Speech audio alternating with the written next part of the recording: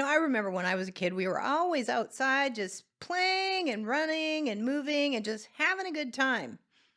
Yeah, boy, things have changed. I can remember going to this when I was a kid. I'd go to this little place. They called it the ditch, right? Sounds kind of a healthy place, doesn't it? But we'd go play in the creek, and I remember I had a little piece of bacon on a string, and I'd throw it out there in the little creek, and I'd catch crawdads. So you could catch the biggest crawdad, right? And then we learned how to play with fire over there, unfortunately, and we learned about horny toads and lizards and all that stuff, getting our hands in the dirt, and we were active all day. And I remember being out all day long, and our parents had to go, yell for us, or maybe one of the neighbors' parents would have to yell for us and then tell us a message to get home. It's time for dinner. It's not like that anymore. Oh, no. And in fact, things have really, really changed. I read an article the other day that talks about how the American Academy of Pediatrics is urging for the treatment of obesity of young children with surgery and drugs. We're not Mm. talking about let's get out and get active. We're not talking about let's monitor what's going in our pie hole, if you will. It's we're going right to surgery and drugs. Yeah, I read that article too, and it kind of freaked me out. And I got to tell you, I got kind of angry about it because we got kind of been criticized a lot for a movie we did several years ago, Fork Your Oh Diet. boy, The movie, did remember we. that? We had Yes.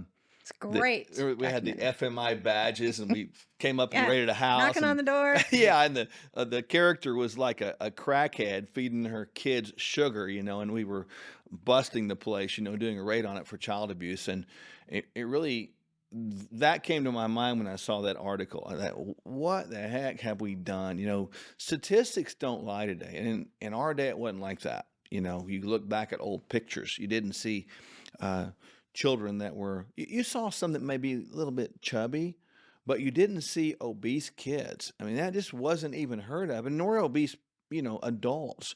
But now, 1 in 4 children are obese right now. And if those trends continue, it is predicted by some, unfortunately, that by 2050, 100% of our population in these United States will be overweight or obese. And I think about all the disease trends and stuff like that and how it could be avoided and how that, you know, what we do within our practice and clinic and helping people all around the world is we teach them how that doesn't have to be part of their life. They can actually eliminate that potential for, obesity to come up. And you don't have to do some work. It's not about a pill, but it doesn't have to be, right? And then when I saw the article, I kind of got irate about it because it did talk about drugs and surgery at 12 and 13 years old. So drugs start at 12 and surgery starts at 13. What? Does that even make sense? It absolutely does not make any sense to me especially when we haven't looked at the modifiable risk factors. Just because you're born with a certain set of genes does not mean you have to have a certain outcome. As we both know, genes have changed 2% in 10,000 years. That's right. So if we look back at those pictures that we were just talking about, what has changed? In the early 80s, when that food pyramid came out, Yeah. and we really reversed what we should be eating instead of fresh and raw fruits and vegetables, nuts and seeds, and good, clean protein, we started to say we needed 6 to 8 servings of grains. And now it's moved to making things like cereals and all of these processed carbohydrates be like normal, like something that we should be eating instead of something that we should minimize if that's part of the problem. Well, my opinion is I believe that this crisis we're seeing that is obesity being the fastest growing non-communicable disease in the history of mankind, progressively getting younger and younger now to children. I think that is the downfall of our country and world. I don't think it's because of climate change. I don't think it's because of, finances. I think it's an utter collapse of our ability or inability, I should say, to recognize the brilliance of the human body. And you mentioned genetically, we do genes, and the majority of people have genes that will help them gain fat at appropriate times, like times of famine. But these genes don't create obesity. No, this has been created by a culture that's been generated and subsidized and profitized, well, frankly, from our own government. And it makes me ill at my stomach because no one wants to talk about it. And these kids that are mentioned in that article, for the experts to say that pediatric professionals, which I use that word loosely, to even say that this idea of childhood obesity is just it's a disease that's like asthma. It's not a lifestyle disease. A lifestyle has nothing to do with it. What you eat has nothing to do with it. That was the silliest thing I think I've ever read, at least in the last 10 years. Absolutely, especially when we're looking at adults that come into our practice and we see that if we put those lifestyle things in place, good nutrition, Oh, optimal exercise, stress management, hormone balance. Have we looked is the thyroid off? Is the insulin signaling mechanism off? What about genetics? Maybe we need to detox a individual a little bit more routinely. Get rid of that persistent organic pollutant load that's actually coming in instead of putting somebody on drugs that's simply a yeah. band-aid that's not going to change the root of the problem. Or how about let's cut out an organ?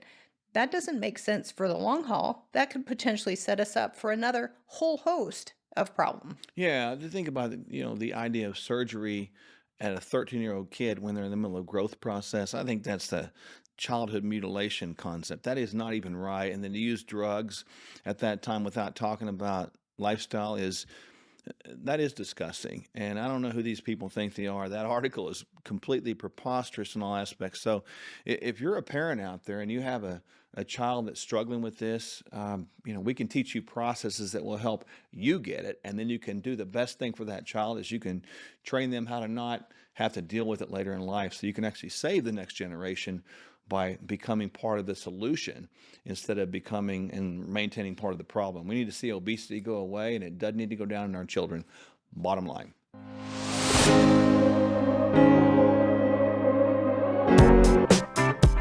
And when you navigate through these economies with people, here's what happens.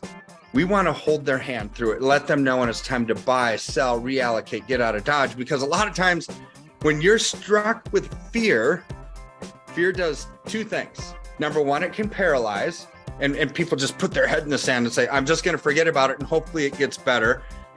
Or it causes you to make a wrong decision. And this is why we are here, is to help people navigate through the political quagmire nonsense that's going on, the economic malaise, and the absolute collapse that we're seeing. And when our freedoms are eroding, our political freedoms, our economic freedoms, our personal freedoms, our religious freedoms, our health freedoms, they're all tied together. But you know what doesn't need to erode with that? Our finances. KirkElliottPhD.com/Sherwood. Hey friends, you already know the answer to this, but we'll ask you anyway. If you stay away from your favorite junk food for a month and then go back to supersizing it, will your health improve? Well, that's the thing about change. To change, we have to be as consistent as possible. And when we go back to an old habit, it's not the end of the world. We just get back at the new habit.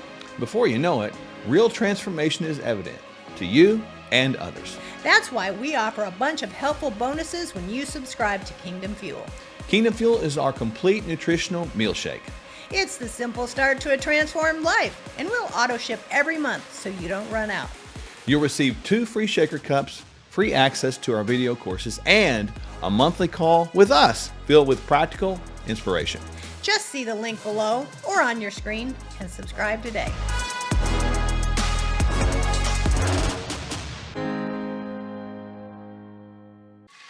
I could use your assistance. Okay, Jesus. huh? My name is Jesus. Sure. Jesus. Jesus is here today. You looking for a job? Yes, sir. You and Mark have 45 days before the bank forecloses. Not to worry. They do not call me, by God, Byron, for nothing. The collection plate starts to be passed around. Mark reaches into the basket and shouts, "You and your family are the winner from the first church of the lotto." Kind of think of it like a high-stakes bingo night every Sunday. Poopy diaper! Poopy diaper. This video of the diaper is going viral right before our eyes. This is a miracle. What is? Friends of Faith has over 300,000 followers. Oh my dad! That's more followers than Moses had. Jesus! Take the wheel! Just say it. No, Stop it. take the wheel! I got it, buddy.